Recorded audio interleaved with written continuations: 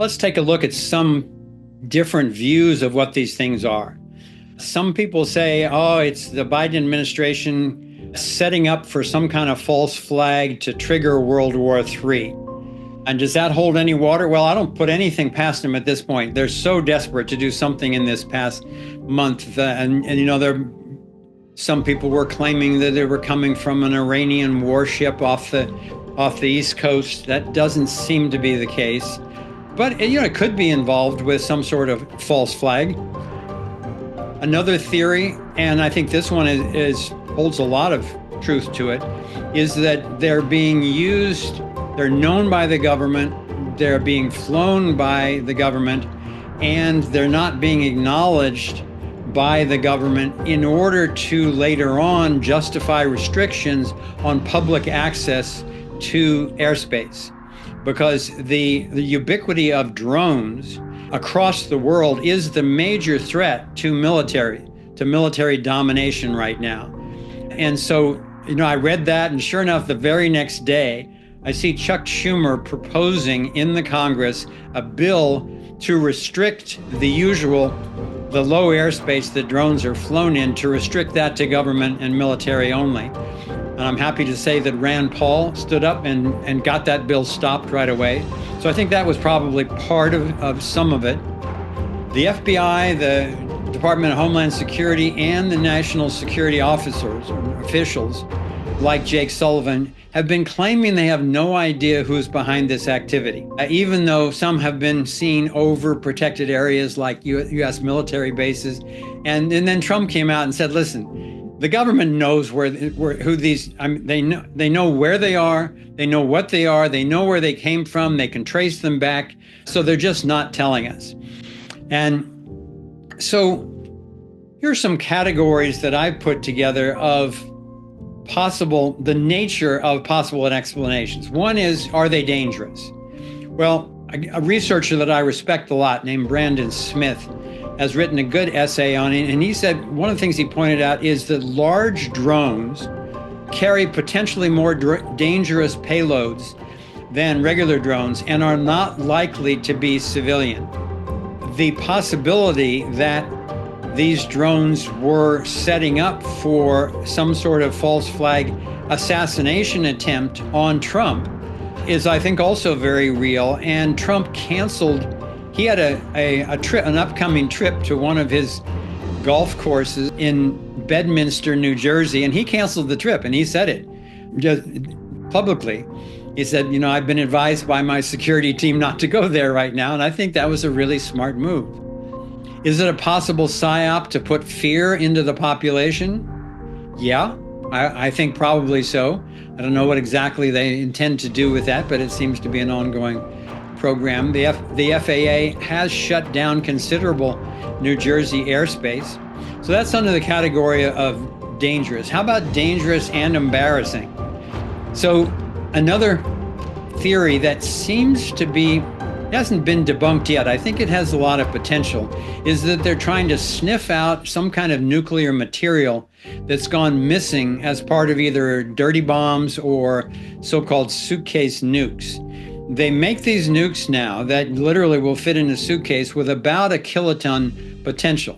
That's not a Hiroshima bomb, but that'll blow up a major portion of a city and wreak a lot of havoc on human life. There was a report that a damaged container arrived in New Jersey, and it was empty, and it had nuclear radioactivity around it. I don't know if that's true or not, but worth paying attention to.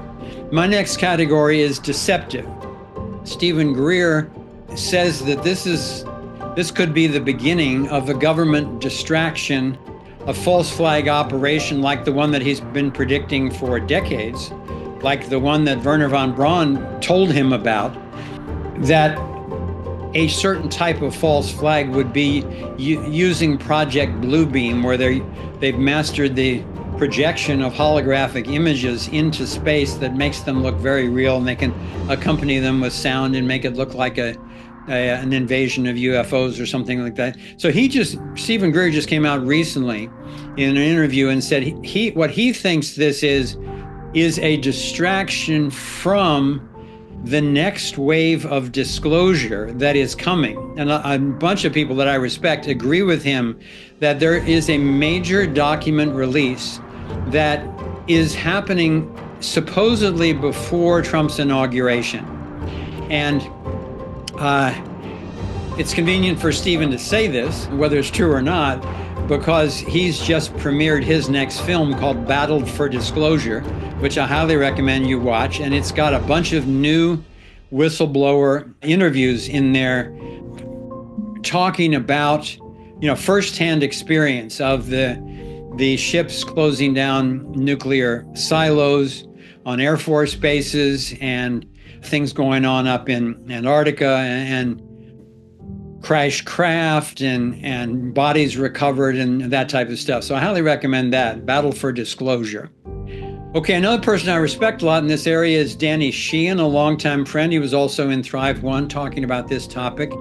And he says that it is, at the very least, a major military readiness exercise, he believes, out of Fort Dixon, New Jersey, as well as Fort Huachuca in Arizona and Fort Bliss in Texas. And he thinks what they're doing is potentially experimenting with their drone system for reaction projects like searching for nukes, hypothetical war games. And now my comment on that is I think that's probably part of it. And of course, such exercises, military exercises tend to accompany school shootings, 9/11, the July 7th subway attack in London, and on and on. They tend to have these things going on so that they already have the infrastructure in place to then pull off whatever false flag activity they want to go on. Dick Russell, who's an investigative journalist, very grounded guy, he believes also that these are anti-drone military exercises. And he said there are currently 16 missing commercial-grade drones. And the government has been looking for them and supposedly found 2 out of 16. So that's another 14 that somebody is flying out there, at least without being accountable. And then the last area I think that's really important to consider is, to what degree is this extraterrestrial, or what they're calling now NHI, non-human intelligence? There's a woman named Bertie Jaworski that was on that Humanity Rising panel, and she's a remote viewer. And she's been very accurate for a long time.